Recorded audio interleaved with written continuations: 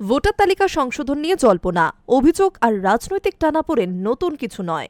নাম তোলা বা তথ্য সংশোধনের ক্ষেত্রে কারচুপির অভিযোগ বহুবার উঠেছে অতীতে।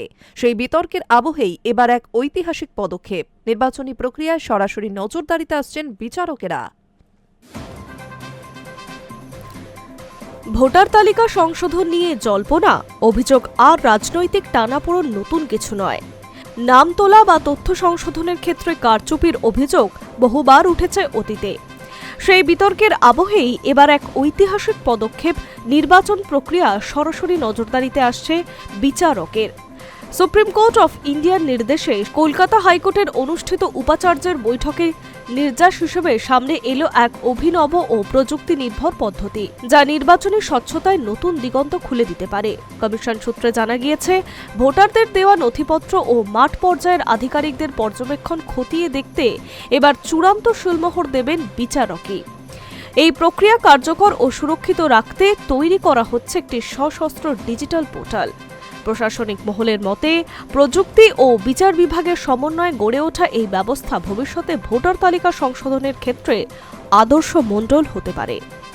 বিচারকদের মধ্যে ডিজিটাল কবচ, এই ভাবনা সাজানো হচ্ছে নতুন পোর্টালটিতে।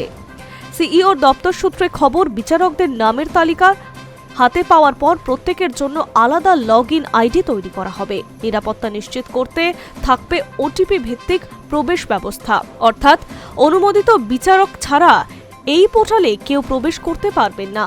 লগইন করার পর সংশ্লিষ্ট বিচারককে বেছে নিতে হবে তিনি কোন বিধানসভা এলাকার দায়িত্বে রয়েছেন। এবার বুথ ভিত্তিক পাঠ নম্বর নির্বাচন করলেই স্ক্রিনে ভেসে উঠবে নিষ্পত্তির অপেক্ষায় থাকা ভোটার তালিকার ক্রমিক নম্বর। স্বচ্ছতা বজায় রাখতে প্রতিটি নামের পাশে রাখা হচ্ছে দুটি গুরুত্বপূর্ণ বিকল্প। প্রথম বিকল্প ক্লিক করলেই দেখা যাবে আবেদনকারীর এনুমারেশন ফর্ম ও শুনানির সময় জমা দেওয়া সমস্ত নথিপত্রের বিস্তারিত তথ্য।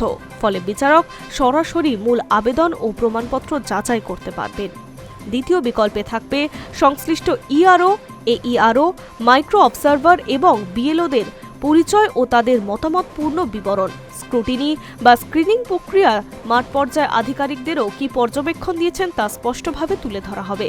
ফলে প্রশাসনিক মতামত ও আবেদনকারীর দাবি, দুই পক্ষের তথ্যই একসঙ্গে বিচারকের সামনে উপস্থিত থাকবে। সব তথ্য খতিয়ে দেখার পর বিচারক জানাবেন তার চূড়ান্ত সিদ্ধান্ত। এখানে থাকবে দুটি পথ, রিজেক্ট আর অ্যাকসেপ্ট। তবে কেবল বোতাম টিপলেই দায় সরা যাবে না, বাধ্যতামূলক কমেন্ট বক্সে লিখতে হবে সিদ্ধান্তের আইনি ও যৌক্তিকতার ব্যাখ্যা। কেন আবেদনটি গ্রহণ করা হলো বা কেন বাতিল করা হচ্ছে তার সুনির্দিষ্ট পর্যবেক্ষণে নথিভুক্ত করবেন বিচার বিভাগীয় আধিকারিকরা নিজেই। প্রশাসনিক মহলের মতে, ভোটার তালিকা নিয়ে অতীতে যে বিতর্ক ও অবিশ্বাস তৈরি হয়েছে, বিচারকদের এই সরাসরি অংশগ্রহণ তা অনেকটাই প্রশমিত করবে। বিশেষ করে নথিপত্র অসঙ্গতি যাচাই ও চূড়ান্ত অনুমোদনের ক্ষেত্রে বিচার বিভাগের সক্রিয় ভূমিকা নির্বাচনী প্রক্রিয়া এক নতুন অধ্যায়ের সূচনা করতে চলেছে। Hi News network.